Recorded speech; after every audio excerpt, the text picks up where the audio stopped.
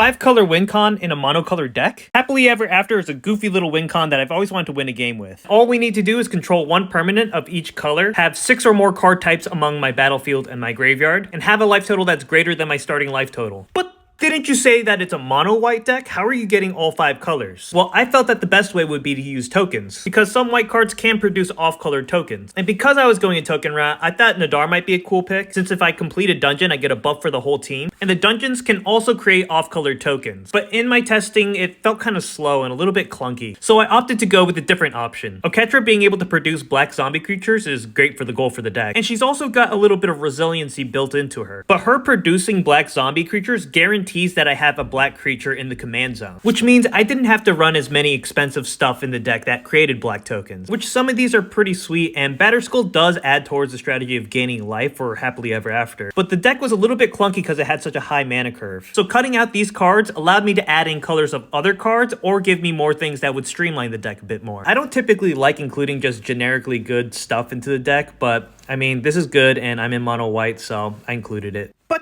since I'm running that, I could run Ranger of Eos, which is a creature that triggers Oketra, and grab 2 out of my 3 Soul Sisters. And I always underestimate how much life that these gain in a game. But cutting all these big clunky non-creature spells allowed me to have more space to add in more creatures to trigger my commander. White Mane Lion gives me a creature every turn at instant speed, which is so great with something like Rumor Gatherer because most white card draw has like a once per turn restriction to it. Being able to cast these at instant speed on each player's turn means that for each player's turn, I get to make a creature token, which triggers this once, and then when that creature enters, it triggers it twice, giving me the card draw, so it guarantees me the card draw every turn. Now, some recent includes that I've been very happy with is something like Chivalric Alliance, which can create a blue creature, but also all the card draw that this deck can get is great. Staff of Titania is great for ramping the deck, and also it makes tokens too. And I'm excited to try out Perch Protection sometime, but I've yet to try this one. Cards that I still want to include like Grand Crescendo, which I think would be great for the strategy of this deck to protect my board, and Master of Ceremonies, which could potentially ramp me or draw me cards. Most likely I'll get that green token though. But anyways, how did this deck perform? I mean, it did pretty good. It just didn't win the way that I wanted it to. It turns out just making a bunch of 4/4 zombies is pretty effective in winning games. Although I did get to win one game by casting this 8 times, triggered this to make 8 tokens, which this doubled to 16, which all entered tap because my opponent had an authority of the consoles, and then I untapped 15 of them to win the game, so that was pretty fun. Still, my dream is to win in this way. I plan on updating this list soon, so if you want to check it out, it should be on my Moxfield account under Chukimon. If you go on my page and look right here, you should be able to find it pretty easily.